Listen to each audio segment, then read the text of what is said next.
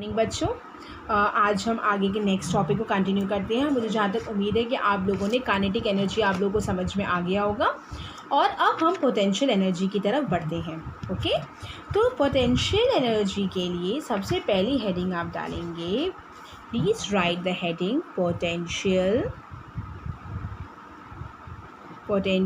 Energy.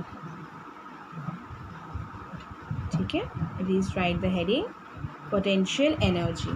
तो potential energy के लिए आपको पोटेंशियल क्या है, जिसमें कुछ पोटेंशियल लगाया जाए, दैट मीन्स कि जिसमें थोड़ा सा, देखिए सारी चीज़ें वर्क डन पे ही होती हैं।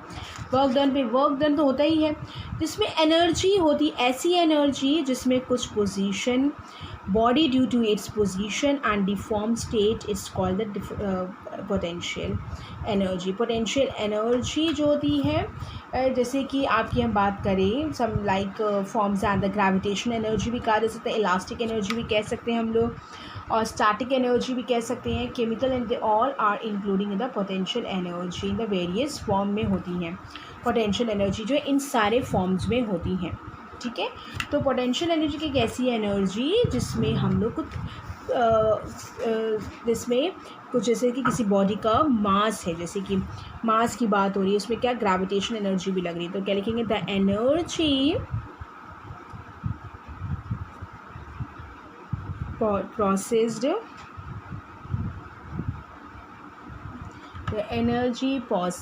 by a body due to its position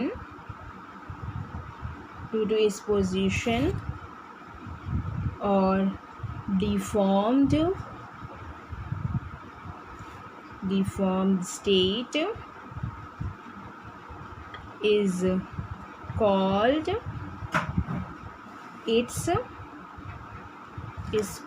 its potential energy।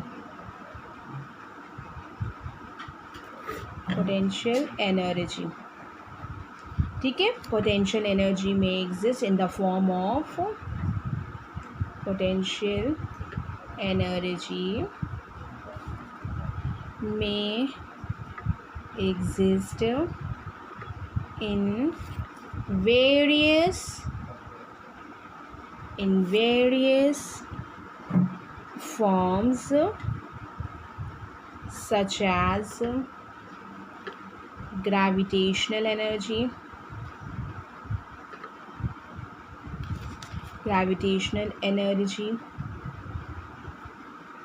elastic energy,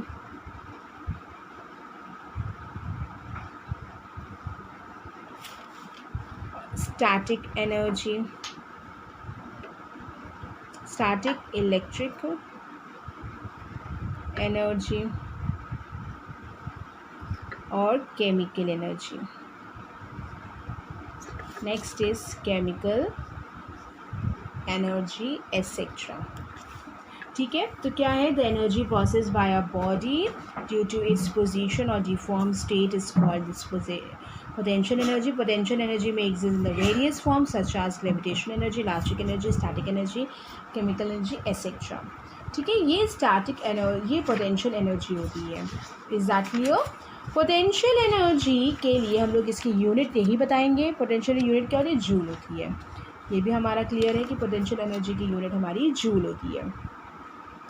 अब बात ये आती है, पोटेंशियल एनर्जी जो होती है हमारी किस फॉर्म में होती है, किस तरीके से ली जाती है। इसके देखिए, इसके क्या है, इसके नेक्स्ट हेडिंग प्लीज़ लिखिए, यहाँ लिखिए, the unit of potential energy is, या एक चीज़ और बता दें पहले। अच्छा, पोटेंशियल एनर्जी का हम आपको फॉर्मूला बता देते हैं कि potential energy is equals to mgh। देखिए पहले इट इज़ डिनोटेड बाय, इसको डिनोट किया जाता है, इट इज़ डिनोटेड बाय, या तो हम लोग PE से डिनोट करेंगे, या आपको हमने बताया हुआ है PE से डिनोट करते हैं, या आप लोगों को जैसे उसमें लिखा था ना काइनेटिक एनर्जी में E के, वैसे इसमें हम लोग भी EU से डिनोट कर सकते हैं, EP से। देखिए, या तो हमने कहा PE और U और EP, It is denoted by this. ठीक है. Its unit is joule. Potential energy और U और EP is equals to mgh. इसका अब हम लोग फॉर्मूला डिस्कस करेंगे. ओके बच्चों, इसका अब हम लोग फॉर्मूला डिस्कस करें. देखिए आगे नेक्स्ट हेडिंग देखिए आगे. अब इसमें क्या है, potential energy of an object at a height. इसका नेक्स्ट हेडिंग है potential energy of an object at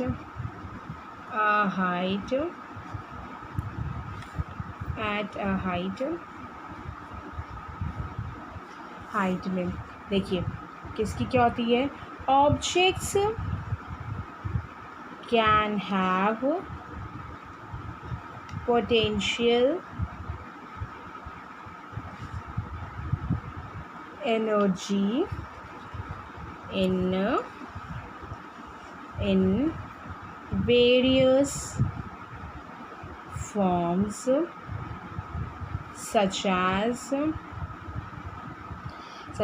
first is gravitational potential energy के फॉर्म में होता है, यह भी हमने बताया था. Gravitational potential energy.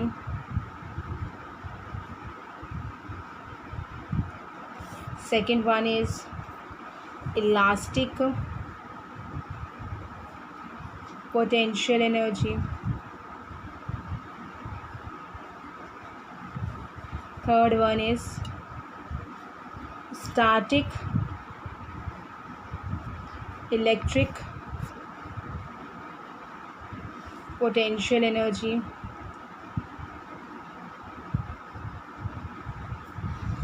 Fourth one is magnetic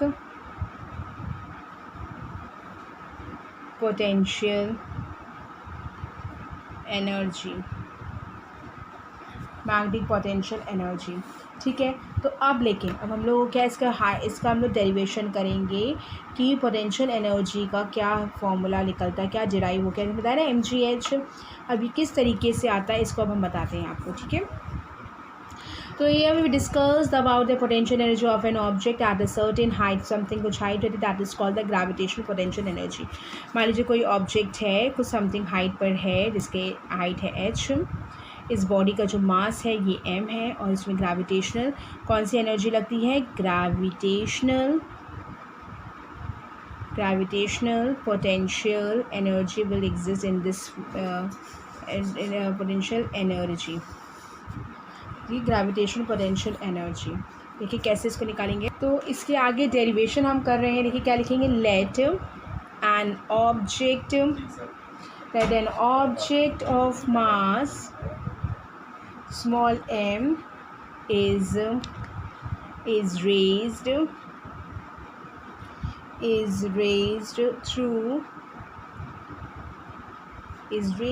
through a height small h from the ground.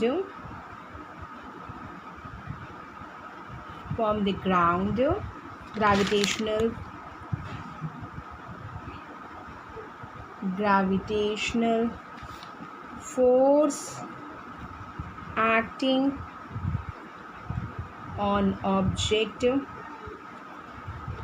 यानी कि क्या हो गया, on object F is equals to m into G. Is that clear, F is equals to m into G. तो लिखेंगे the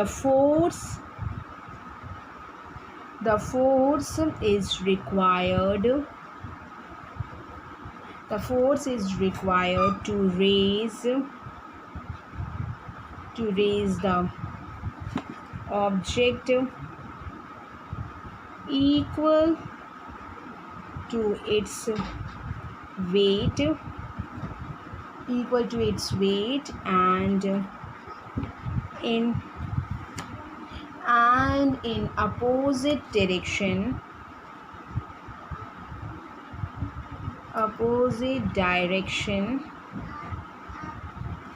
against gravity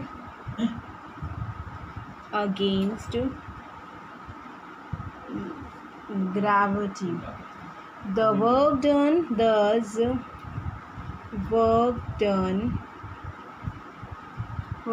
on the object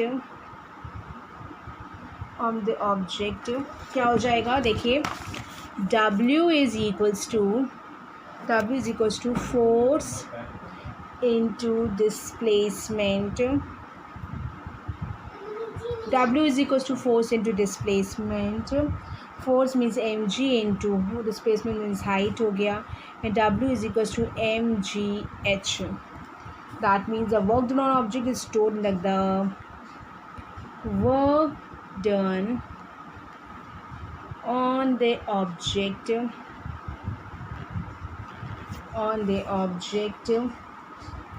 is stored as gravitational potential energy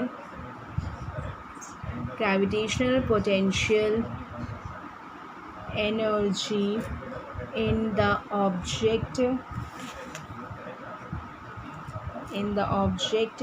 Therefore जो gravitational potential energy लगेगी वो क्या हो जाएगी? mgh. Therefore gravitational समझ में आ रहा ना क्यों कह रहे हैं हम लोग? क्योंकि इसमें क्या है, समथिंग हाइट आई है, ग्रेविटी, एक्सेलरेशन टू ग्रेविटी यानी जी ए स्मॉल जी का यूज़ हो रहा है ऑफ ऑब्जेक्ट u और EP is equals to mgh. ठीक है, ये इसका डेरिवेशन था. Clear children? इस पर एक हम न्यूमेरिकल करवाते हैं, आप लोग देख लीजिए, इस क्वेश्चन को भी देख लीजिए. देखिए, find the energy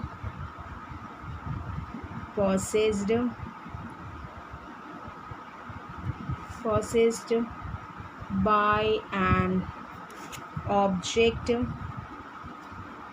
of mass 10 kg when it is at a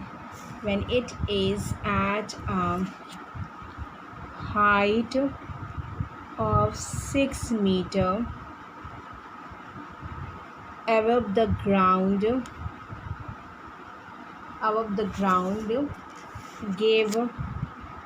given है आपको small g is equal to 9.8 metre per second square. तो इसका सोल्यूशन देखो, मास इज इक्वल टू आपको दे रहा है 10 kg, small g is equal to 9.8 metre per second square, h की जो वैल्यू दे रहा है 6 मीटर. ठीक है, तो इसका मतलब ये है पोटेंशियल एनर्जी U और EP इज इक्वल टू हो जाता है mgh. 10 इंटू 9.8 इंटू 6, इनको जब मल्टीप्लाई किया गया तो 588 जूल आ गया. ठीक है, this is your answer. Is that clear children? This is your answer. इसी तरीके से इसमें बहुत सारे न्यूमेरिकल्स हैं, आप उनको ट्राई कर सकते हैं. जैसे हमने काइनेटिक एनर्जी कराई थी वैसे हम पोटेंशियल एनर्जी भी करवा दिया है हमने आपको.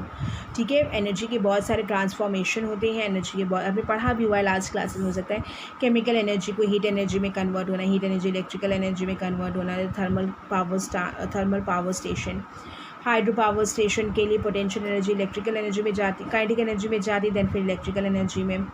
तो इस तरीके से बहुत सारे ट्रांसफॉर्मेशंस हैं जो उनको आपने पढ़ा हुआ है. जैसे बैटरी की बात करते हैं, बैटरिकल में केमिकल एनर्जी इलेक्ट्रिकल एनर्जी में ट्रांसफॉर्म करती है. कैंडल में केमिकल एनर्जी लाइट एनर्जी में जाती है, then it can transform to the heat energy. Solar cells में सोलर एनर्जी का transfer to the electrical energy. Loud speakers में electrical energy convert to the sound energy. Microphone sound energy converted to electrical energy. ये all are energy transformations. उसके भी कुछ parts हैं, उसको भी आप लोग देख लीजिएगा. ठीक है, तो उसके बाद नेक्स्ट हमारा टॉपिक आता है पावर, जो हम नेक्स्ट टाइम करवाएंगे. ठीक है, थैंक यू गर्ल्स.